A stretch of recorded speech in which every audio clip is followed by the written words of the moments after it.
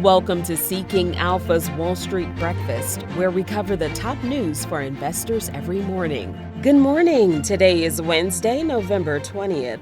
I'm Julie Morgan. Comcast is set to make a big announcement as soon as today. Stellantis is facing a delay, and the food on some flights on Delta Airlines just got a little more tasty.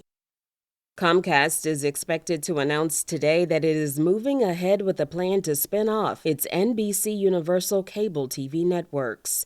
Comcast is up 2.3% in pre-market action. Comcast, which said it was evaluating a spin-off last month, will separate entertainment and news channels, including MSNBC, CNBC, USA, Oxygen, E, Sci-Fi, and the Golf Channel. The Wall Street Journal first reported this on Tuesday, citing people familiar with the matter. The tax-free spinoff will take about a year to complete. The networks being spun generate $7 billion in annual revenue. Bravo, the Peacock streaming service, and the NBC broadcast network will remain with the parent company, according to the report. The report also said that Mark Lazarus, currently the chairman of NBCUniversal's media group, will be named CEO of the new venture, and the company's current CFO will be the CFO and operating chief of the new company. Stellantis has pushed the launch of its Ram all-electric pickup truck from this year to the first half of 2025. The CEO said this is to ensure quality as the automaker juggles several EV launches like the Dodge Charger Daytona and Jeep Wagoneer S. He said during a press conference that they're facing a very significant amount of workload and they want to be very prudent in the way they validate the products. Stellantis previously expected to launch the Ram 1500 REV in Q4 2024. Its extended version, the Ram Charger, is scheduled to roll out in Q1 2025. The CEO's statements followed the company unveiling the multi-energy STLA frame platform designed to underpin full-size pickup trucks, light commercial vehicles, and SUVs. If you're flying first class and traveling out of Boston on Delta Airlines, a Shake Shack cheeseburger could be your in-flight meal.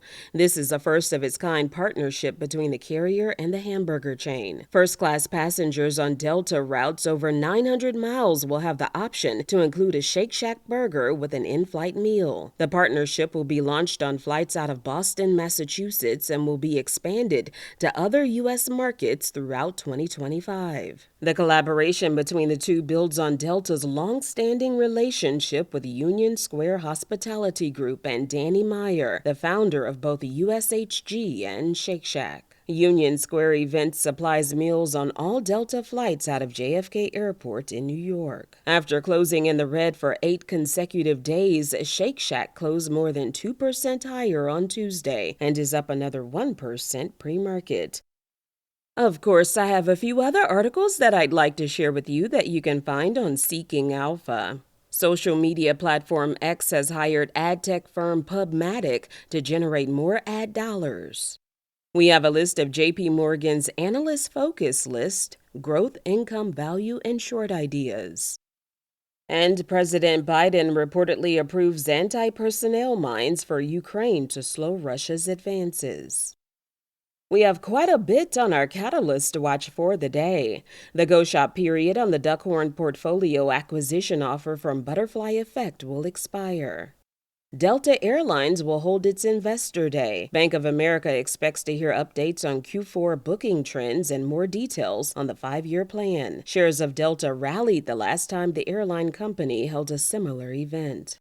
The Southwest Ideas Investor Conference will feature a long list of participating companies, including Crown Crafts, Unisys, and U.S. Physical Therapy. The conference has led to notable share price moves in the past for some companies. Notable investor events include Rockwell Automation's Investor Day, Quad Graphics Investor Day, and Stanley Black & Decker's Capital Markets Day.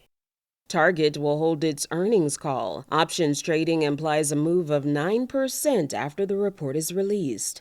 Of note, Evercore ISI issued a warning that the retailer will issue conservative holiday quarter guidance. Honest Company and Jack's Pacific are the two major suppliers with the highest trading correlation to TGT after earnings. General Motors and Ford Motor will participate in the Barclays Global Automotive and Mobility Tech Conference. And Nvidia will hold its earnings call at 5 p.m. Options trading implies a 9% share price swing for the semiconductor stock after the report is released. By the way, Nvidia is our top story on the Wall Street Breakfast newsletter, our daily one-page news summary. You can find a link to sign up for the newsletter in show notes. Now for a look at the markets today. As of 6 a.m., Dow, S&P, and Nasdaq futures are in the green. Crude oil is up 0.4% at $69 a barrel. Bitcoin is up 1.8% at $93,000. In the world markets, the FTSE 100 is up 0.2% and the DAX is up 0.4%. And the market in India is closed today for an election. Powell Industries is on our list of the biggest movers of the day pre-market. POWL is down 15% after the electrical equipment manufacturer reported mixed fiscal Q4 results, missing revenue expectations despite 31.5% year-over-year growth. On today's economic calendar, at 10 a.m., the Fed's Michael Barr will testify before the House Financial Services Committee. At 11 a.m., the Fed's Lisa Cook will speak on the economic outlook and monetary policy at the University of Virginia. Also at 11 a.m., the Treasury buyback announcement. And at 4 p.m., the Fed's Susan Collins will participate in a conversation about monetary policy at the University of Michigan. That's it for today's Wall Street Breakfast. Thanks for listening. For a full offering of news, analysis, ratings, and data on stocks and ETFs, become a premium subscriber. Learn more at seekingalpha.com/subscriptions. I'm your host, Julie Morgan. Go out and make it a great day.